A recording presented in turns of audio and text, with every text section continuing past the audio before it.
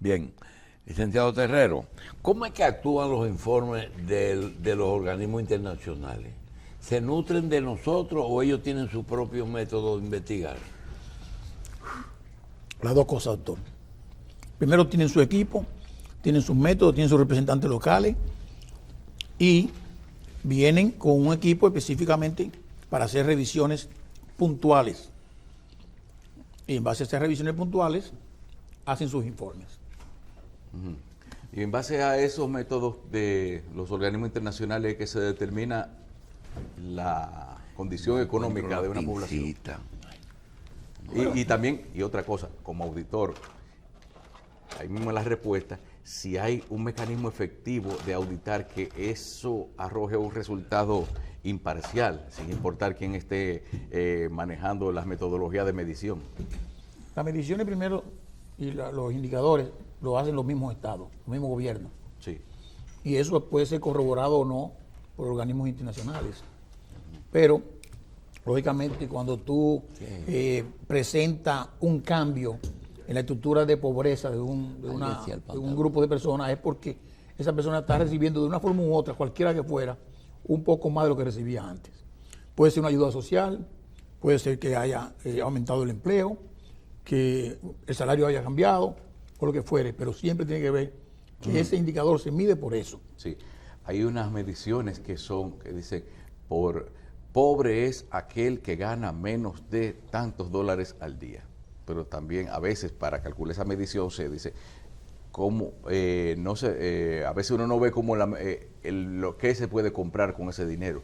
Es decir, en los estándares internacionales son aplicables aquí en cuanto a eso. Sí, todo. Lo que pasa es que nosotros como país en desarrollo tenemos siempre mucha pobreza. Y eso se nutre o se suple con los apoyos gubernamentales. No necesariamente en el empleo, porque tú tienes un grupo de gente que son informales. Eso tú posiblemente no lo estás midiendo adecuadamente. Sí. Y están generando quizás más que un formal. Posiblemente. Y además no contribuyen. Fíjate que, por ejemplo, el informe del Fondo Monetario Internacional te indica que vamos bien, ¿verdad? Que somos un país exclusivo en los temas de crecimiento, en la estabilidad macroeconómica, pero insiste el Fondo Monetario en que tenemos que cambiar la política tributaria. Hay que aumentar los impuestos. Y tú dirías, bueno, es más, si tú ves todas las cosas que el Fondo Monetario ha pedido. Dice que hay que fortalecer. Sí, pero si tú ves todo lo que está pidiendo, ¿cómo lo hacemos? La pregunta viene para que ustedes sigan en esa tónica. Sí. Aquí tuvo William Wall. Hizo un comentario y mi querido amigo Lois me llamó y me dijo que estuvo muy bien, pero que hay algo que él quería aclarar, y es que los organismos sí intervinieron en la crisis bancaria. Ah, sí, claro que sí. Sí, pero él lo señala. Yo no sé si Michel recibió la nota de Lois. Pero, doctor, una cosa es intervenir y otra cosa es apoyar. ¿Qué fue lo que ocurrió en el 2003-2004? No, una cosa es supervisar, otra intervenir, pero dos cosas. otra apoyar. Imponer. Ellos apoyaron con recursos y con técnicos para la modificación de la estructura de la banca nacional, que fue afectada seriamente en el 2003 al inicio del 2004. Y el Banco Mundial, el BID, Banco Interamericano de Desarrollo, pusieron recursos y pusieron facilidades, además de recursos humanos y financieros, para contribuir a mitigar ese problema y corregirlo, diríamos corregirlo en ese momento, que era todas las reformas que se hicieron al sistema financiero, que está realmente bien sólido, y fíjate que lo dice el mismo Fondo Monetario Internacional en su última revisión que hizo a la República Dominicana. Bueno, yo creo que los informes son válidos y hay que saber separar lo que es la revisión. ¿Por qué son importantes estos informes y sus revisiones? Pero ¿en qué momento? Por ejemplo, nosotros estamos con un acuerdo con el Fondo Monetario Internacional. Sí. Eso es lo importante. Sí. Nosotros vamos a tomar dinero al Fondo Monetario Internacional. A lo mejor no. Pero le debemos. ¿Cuándo tú puedes presionar Sí, pero cada acuerdo con el fondo tiene unos parámetros y un tiempo. Y revisiones. Y nosotros los cumplimos. Y revisiones. Y también. revisiones, nosotros lo cumplimos. Y nosotros estamos muy, muy por encima de lo que se llama en este momento el ellos poder cuestionar nuestra operación. Fíjate que ellos te hablan a ti de que se necesita mejorar un poco, robustecer un poco. Sí. ¿Ok? Porque un tema de incrementar los impuestos, yo creo que la palabra debe ser las recaudaciones. Lo que pasa es que ese tema siempre ha sido un debate. ¿Cuántos omisos hay? ¿O cuántos evasores hay? Aquí se habla de que un solo impuesto, que es el ITEVI, puede tener un 40% de... Y hasta más. Y es el impuesto que más representa a los ingresos anuales de nuestro presupuesto de ingresos de GI. Sí. El ITEVI es el impuesto clave. Por lo menos que genera mensual. Ojo, y si tú analizas el gasto tributario, Son las y las exenciones, te das cuenta que ni la salud, ni la educación, ni la comida tienen ITEVI. O gran parte de la comida Sí. tienen ITEVI. O sea que el resto del ITEVI lo paga los que pagan y sin tomar en cuenta ese % que estamos diciendo que no se está contribuyendo. Sí, pero mira qué es lo que pasa con el informe, por ejemplo, del Fondo Monetario, Michel. El informe no tiene fecha específica, ni mira circunstancias atenuantes en el país. Por ejemplo, estamos en época preelectoral. El Fondo Monetario no mira eso. El Fondo Monetario viene, revisa, mira lo que dice en su informe, habla de política monetaria y tipo de cambio, política fiscal, política financiera y reformas estructurales. Y en esos 4 o 5 puntos me voy a enfocar en mi revisión. Y digo, y corroboro con la cifra del Banco Central. El Fondo Monetario está corroborando con la cifra del Banco Central. Inclusive y apoyó lo que se ha hecho con la inflación, claro, el manejo de la inflación, la reducción de la inflación, la política monetaria, yo totalmente. creo que la tasa de cambio, yo creo que estamos pasamos la prueba. Que inclusive lo hicimos mejor. ¿Y qué dijeron del crecimiento? No, bueno, el crecimiento que vamos bien. Va a bajar un poquito el crecimiento. Fíjate que dice de un 4%, 4 puntos. Según ellos, sí. Valdés lo arregla ahorita. No, pero Valdés dice que se está acomodando realmente por la inflación que está disminuyendo, el crecimiento va a ir incrementando. Valdés libera 20.000 millones para la construcción a final de año y le hace así y sube el crecimiento. Eso es política macroeconómica. Claro. Eso es. Cuando tú tires esos cuartos para la calle, comienzan a poner blog. Pero fíjate, Michel. Tú ves que termina la construcción 2 puntos más para arriba. Pero fíjate lo importante, lo interesante de esa posición. Que siempre decimos, pero ven acá, ¿y por qué la gente dice, por qué Valdés está ahí? ¿Y por qué no hay otro? Bueno, mira, hay muchas razones y ahora Hipólito Mejía por fin reconoció públicamente que cometió un error en el 2000 cuando quitó a Héctor Valdés y puso primero a Guerrero Prats y luego a Eloy Malcún. Él le dice, la crisis no hubiese y mira, sido. Tú hablabas un tema y nosotros mencionábamos mucho el tema de lo que es en la parte económica la confianza. ¿Qué tú quieres con tu dinero? Lo primero que la gente dice, no, que me pague mucho. No, la gente lo primero que quiere es que su dinero esté seguro. Claro. Fíjate que la primera medida cuando tú tienes unos chelitos, el colchón. Sí. Ahí no me están produciendo nada, pero lo tengo yo y lo tengo guardado. Y lo meto en una fundita plástica por si se moja el colchón. Sí. Ese es lo primero seguro. Y eso cuando tú lo llevas a la política monetaria de un país, tú dices, ¿cuál es el secreto de Héctor Valdés? Sobre todo cuando ahora que vemos la crisis,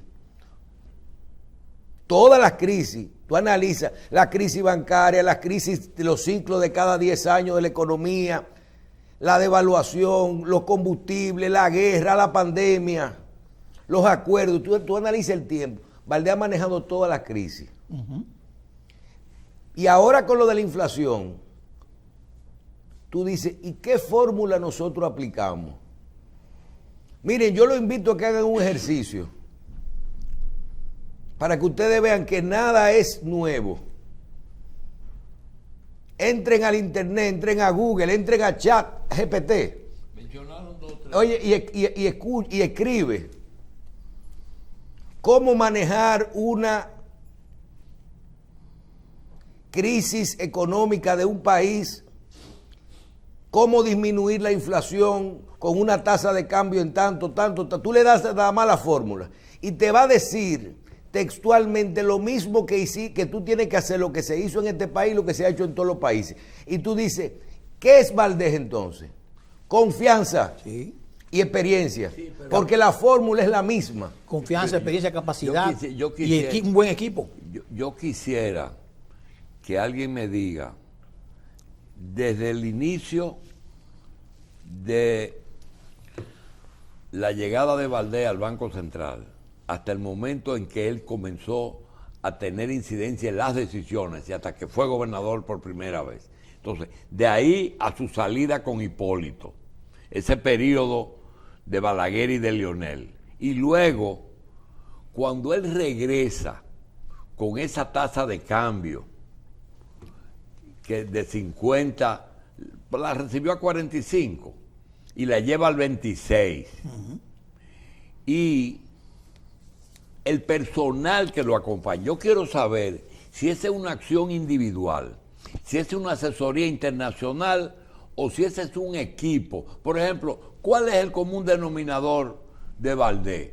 En ese momento era Picho Alcántara y Clarisa.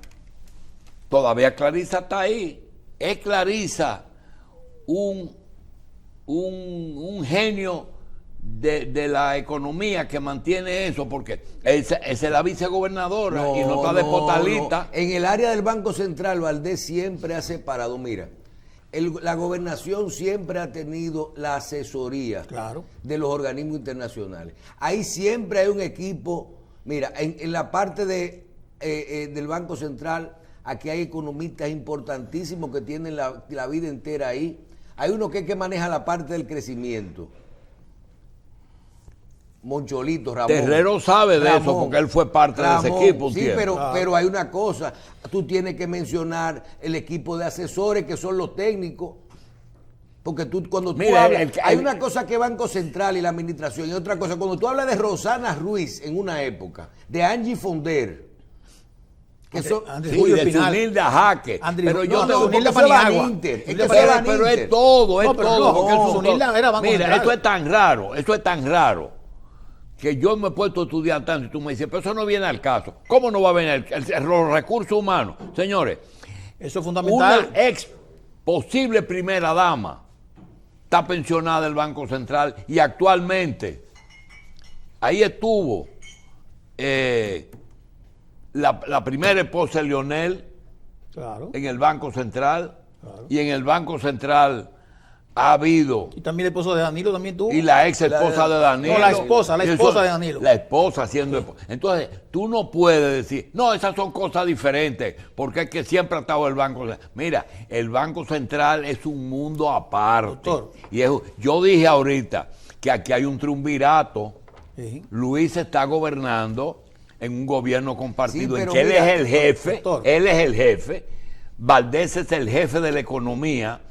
Y quien decide la justicia es una señora que está en la feria. Pero mira, yo recuerdo, y tú mencionaste a Lois Malcún, y en eso yo no estoy de acuerdo plenamente con el tema del que es Banco Central y ya. Mira, cuando Lois Malcún, tú tenías, por ejemplo,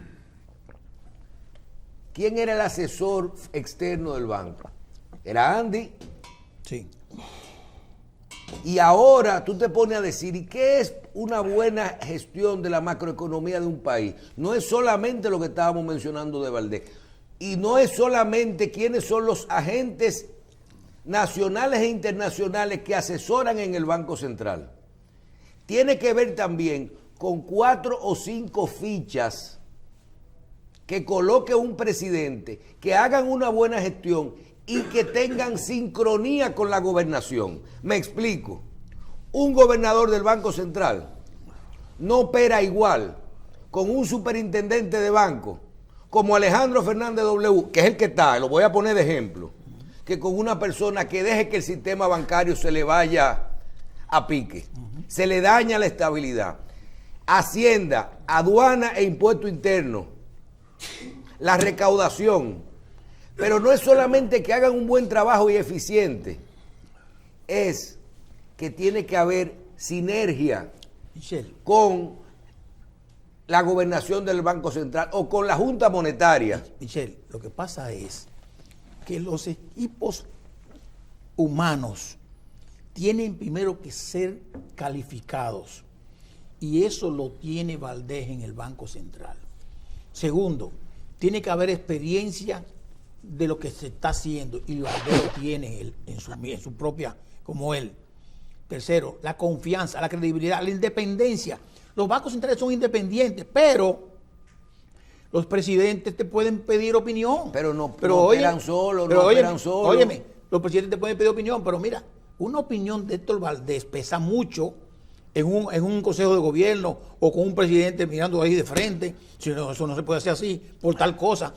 Señor, yo siempre he dicho que el miedo escénico no existe, que lo que existe es incapacidades. Y cuando hay capacidades y confianza y credibilidad, hay que creer. Mire, yo sugiero que eso se haga de tal forma. Y entonces, cuando tú dices, ¿quién está sugiriendo eso? Héctor Valdés. Ah, pero vamos a escuchar esto. ¿Dónde está en un país donde se maneja el gasto? En Hacienda, presupuesto, Contraloría, Tesorería, el gasto. Sí, Dirección de Contabilidad. Contabilidad, ahí se maneja el gasto. Hacienda es fundamental y que todo eso funcione. ¿Dónde se recauda? Hacienda es miembro de la Junta Monetaria. ¿De dónde vienen esos ingresos? Que son los que te dan la estabilidad para que los números te den y tú tengas crecimiento. O vienen de DGI, Y DGA. de DGA y de los préstamos Sí. que se manejan en Hacienda. Luego tú tienes la parte de controles hacia el sector privado y el sector financiero. No es nada más superintendencia de banco. Yo les invito a que ustedes me digan, busquen el número. ¿Cuánto dinero aquí se está moviendo de nuestra economía en el sector financiero? Incluyendo la banca, pero también la superintendencia de valores. Todo lo que regula los fondos de inversión y los fideicomisos y los puestos de bolsa. Acuérdense que el dinero de las AFP, por donde se maneja, ahí es que está la estabilidad de todo esto. Pero te digo algo, Michelle. Tú ves qué fácil es leer un informe, como puso Kelvin ahí en pantalla, el informe de la última revisión del Fondo Monetario. Qué fácil es coger y leer 2 páginas. Tú sabes las cosas que pasan para llegar a hacer ese informe. A esas 2 páginas. ¿Tú te imaginas las cosas que pasan a lo interno de las instituciones y del Fondo y del Banco Central para llegar a ese informe? ¿Tú te crees que es fácil que la gente de los organismos internacionales aquí y en nuestros países quieren venir a forzar el mingo y a decir, no, esto es así? Yo fui parte del equipo de Valdés y sé cómo Valdés, un momentito, a esos especialistas de organismos internacionales, no, eso no es así. Una vez lo mandó por una oficina en el parqueo. No es así. ¿Tú te acuerdas? En el anfiteatro. No es así. Esto es así, así. Y hay que creer en eso. O sea, eso es un activo que tenemos. Bien, yo creo que eso está actuado. Yo quise esperar un poquito, a pesar de que con Carlos lo hablé, para decir algo. Algo que es muy importante para mí. Porque en este trabajo y en política, tú tienes que saber si las cosas son de interés común o de interés individual. Yo entiendo que esto que le voy a decir va a influir, una tontería, pero va a pesar mucho y quiero 3 testigos y a lo mejor 3 más que están viendo la televisión, porque no deben ser más de 3. Y quería decir lo siguiente. Todo el mundo sabe que el PLD tuvo una división y que la causa de esa división fue una diferencia entre dos personas, no entre dos tendencias, ni entre mucha gente del mismo partido, entre dos personas, Danilo Medina y Leonel Fernández. Eso trajo como consecuencia una división del partido y tuvo como consecuencia la salida del PLD del poder y la llegada del PRM. Ahora, ¿qué se ha hablado después de la fundación de la fuerza? Se dice que Leonel se ha retardado en masificar más la fuerza porque hay gente en el PLD que están con él pero no se van con él. Oigan, que están con él pero no se van con él. Y hemos dicho que en caso de una segunda vuelta, el PLD, si queda en segundo lugar, la fuerza entera va a votar por Abel Martínez. En caso contrario, que Leonel quede en segundo lugar, como parece que va a ocurrir, no es lo que yo quiero, porque ayer tuve una entrevista con otro programa y ese señor que está dando sus pininos en comunicación piensa que lo que uno dice es lo que uno quiere. Él no se ha aprendido que hay dos cosas, lo que uno quiere y lo que uno cree. Y yo creo que si Leonel queda en segundo lugar, el PLD entero vota por Leonel en segunda vuelta. Ahora, ¿cuál es el obstáculo? Que el jefe del partido es Danilo Medina. Y Danilo tiene dos caminos. Uno, el curarse, decir ya yo no tengo ninguna señal de rastros de células cancerosas y estoy rehabilitado y voy a participar y voy a luchar para que me quiten el nunca jamás en el Congreso. Pero por otra parte, podría decir, yo he mejorado, pero yo no estoy bien. Eso es mortal para una candidatura presidencial. Eso que dijo Danilo ayer. Yo he mejorado, pero no estoy bien. Realista. Realista. Yo no sé si realista. Declaraciones de él. Sí, claro. Cuando él dice eso, él está diciendo cualquier decisión que este partido tome, yo no soy el que la tomé. Eso beneficia a Leonel. Y yo entonces voy a otra parte que es para terminar y decirle, guárdenme eso. Yo pregunto, 2024, agosto, Leonel Fernández presidente con el voto de la fuerza y del PLD. Se sienta en el Palacio y no tiene ni que hacer el gabinete porque no lo sabemos enterito. Sabemos ese, yo se lo escribo entero. Hasta los subsecretarios o viceministros. Pero yo me pregunto, ¿le conviene al país que Leonel regrese y se sienta? ¿O le conviene al país que Luis no se levante de donde está? Sencillamente, porque si Leonel se sienta, inmediatamente comienza la campaña en el 28. Inmediata, porque él tiene que empatar con Balaguer. Tiene que empatar el juego a Balaguer.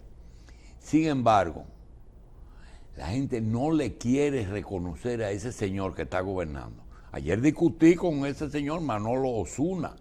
Me dice, es que tú quieres, yo no quiero nada. Yo lo que te estoy diciendo es que Luis Abinader ya aprendió. Y si todo el mundo aquí ha repetido, ¿por qué él no puede repetir 4 años? Ahora que se sabe la melodía, entonces no la va a tocar. ¿Conviene Leonel 4 años o conviene que siga este? Usted lo decida con su voto. Haga lo que usted quiera. Exacto. Y si le dan unos cuartos, cógelo y vote por el que le dé la gana. Exacto. Eso es lo que estoy diciendo. Aquí en este programa no tenemos problema. No se va a caer el mundo aquí. Que sea Luis o que sea Leonel Fernández. No va a pasar nada. Ya nosotros conocemos, como decía un señor que estuvo hace un rato, yo no es que lo conozco, es que lo vivo. Lo sé. Lo sé. Yo lo conozco a los dos bien, bien. Entonces quiero decir lo siguiente, ¿le conviene Leonel o le conviene? Dice, pero puede ganar Abel, es más, puede ganar hasta Ismael Reyes Cruz. Puede ganar cualquiera, todo el que esté en el globo. Aquí hay situaciones que uno no sabe las vueltas que da el mundo. ¿Quién le iba a decir a Balaguer, muñequito de papel, que era motivo de burla el día que mataron a Trujillo, que ese señor iba a gobernar a partir del 66, 22 años, y que hizo aquí lo que le dio la gana? ¿Quién le iba a decir a Hipólito Mejía, cuando estaba en el Loyola o cuando estaba en el Instituto del Tabaco, que él iba a gobernar este país 4 años? Uno no sabe lo que le guarda. ¿Conviene Leonel o conviene que siga Luis? Mana, decídalo usted. No se deje influir. No se deje influir. Pausamos.